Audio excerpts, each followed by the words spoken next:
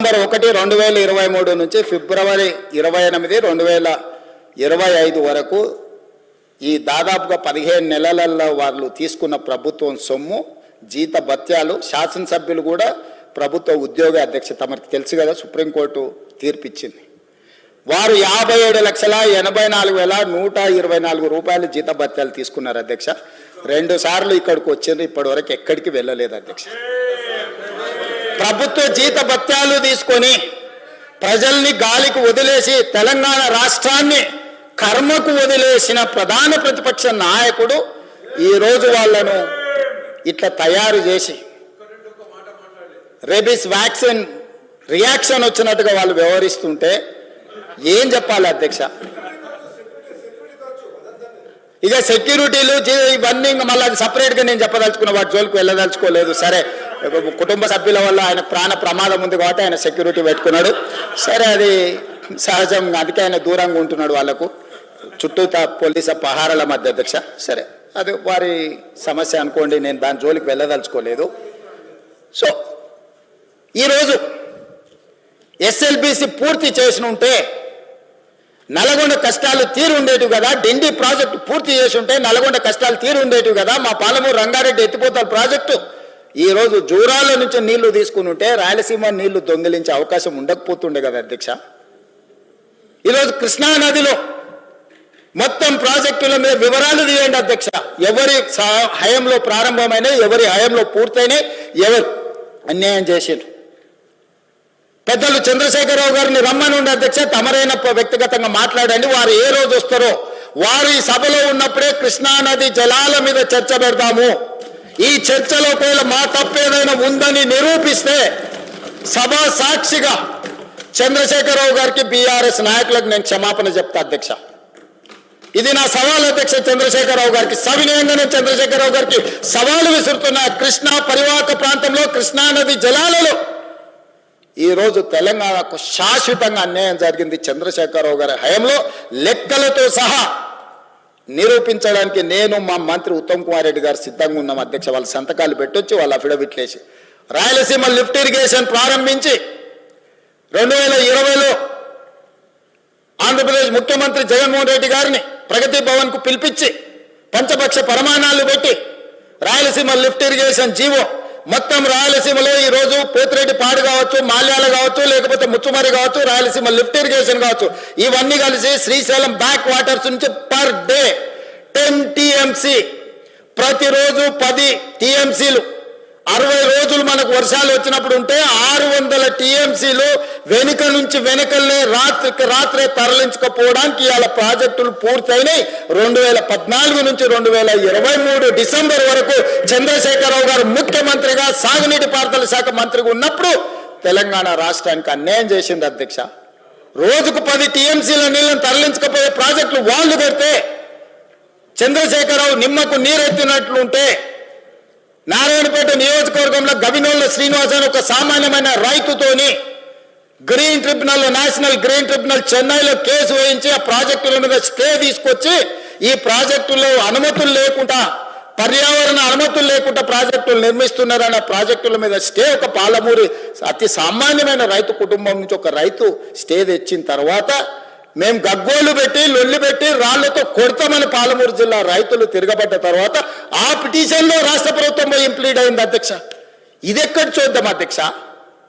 తెలంగాణ హక్కుల కోసం శాశ్వతంగా మనకు అన్యాయం జరిగే నిర్ణయాలు ఆంధ్రప్రదేశ్ తీసుకుంటే ప్రభుత్వం కొట్లాడాల్సింది పోయి, ఉద్దండులైన న్యాయ కోవిదులను పెట్టి అడ్డుకోవాల్సింది పోయి వదిలేస్తే ఒక సామాన్యమైన పాలమూరు రైతు నేషనల్ గ్రీన్ ట్రిబ్యునల్లో కేసు వేసి స్టే తీసుకొస్తే పర్యావరణ అనుమతులు ఇవ్వని అప్పుడు పోయి వీళ్ళు విధిలేని పరిస్థితిలో ఇంప్లీడ్ అయినారు అధ్యక్ష. అధ్యక్ష, నేను ఒక మాట గుర్తు చేయదలుచుకున్నాను అధ్యక్ష. చాలా మాట్లాడిండ్రు, ఉండుంటే బాగుండేది, నేను అడుగుండేవాడిని. రోజా గారి ఇంటికి వెళ్ళి రొయ్యల పులుసు తిన్నది ఎవరు అధ్యక్ష? నేనా ఉత్తమ్ కుమార్ రెడ్డి గారు అధ్యక్ష?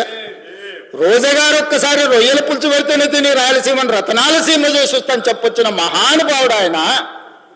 నిన్ను పుట్టినప్పటి నుంచి 71 సంవత్సరం వరకు పెంచి పోషించి నీకు బుక్కడి బువ్వ పెట్టి గుండెల్లో పెట్టి ఆదరించి భుజాల మీద మోసి తెలంగాణ రాష్ట్రానికి ముఖ్యమంత్రిని చేసి 2009లో కరీంనగర్ జిల్లా నుంచి వలస వచ్చి మహబూబ్నగర్కు బతకడానికి వచ్చి ఒక్క ఓటేయని మహాప్రభు అంటే నిన్ను ఎంపీగా గెలిపించి మా గుండెల్లో పెట్టుకొని చూసుకొని మేము పల్లకీలో మోసి పార్లమెంటుకు పంపిస్తే మా గుండెల మీద తంతవా?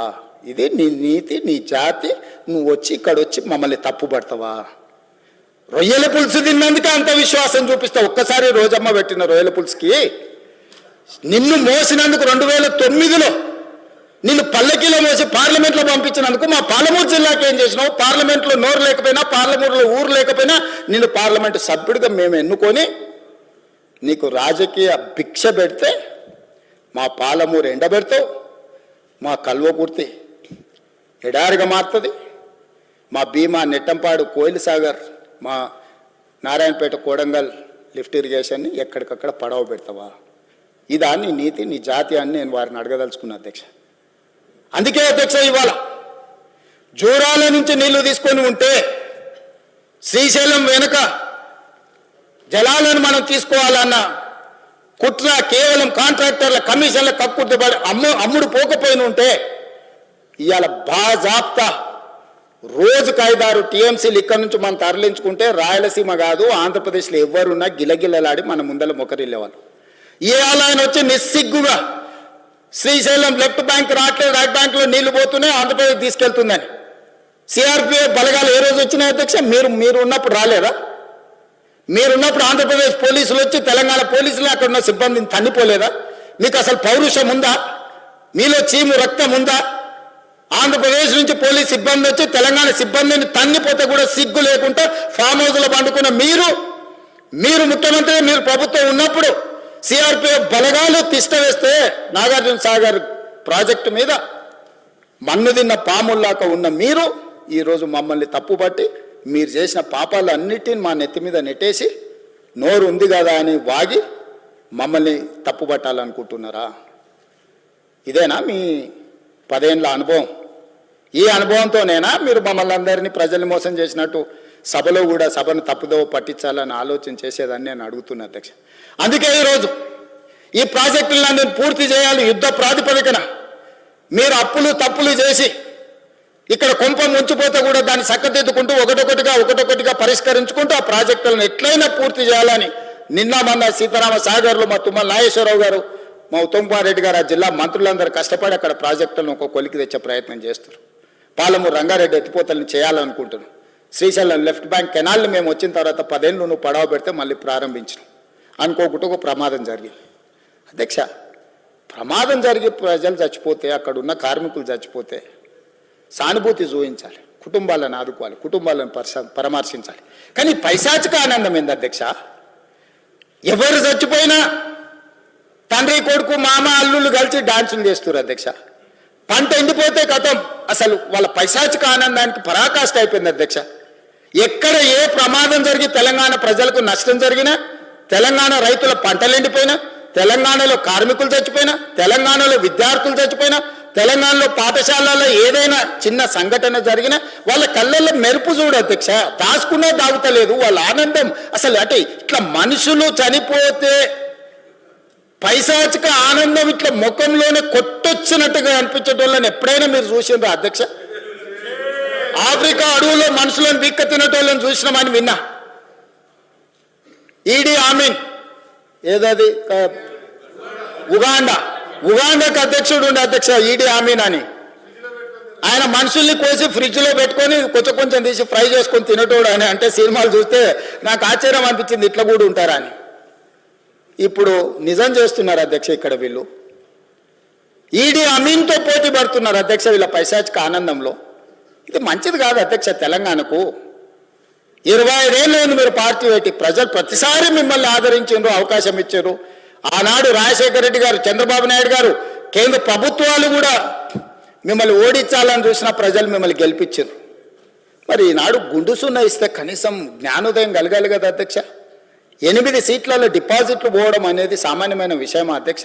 ఎందుకు ఆత్మ పరిశీలన చేసుకోరు? ప్రజల్ని ఎందుకు తిడుతున్నారు అధ్యక్ష? మీరు చేసిన తప్పులకు, మీరు చేసిన అప్పులకు ప్రజలు శిక్ష విధించిండ్రు.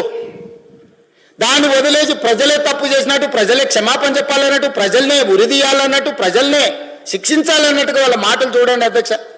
ప్రజలు వాళ్ళు ప్రజలు మోసం చేసింది మాట్లాడతలేరు అధ్యక్ష. ప్రజలను తిట్టేది ఏంది అధ్యక్ష? ప్రజలు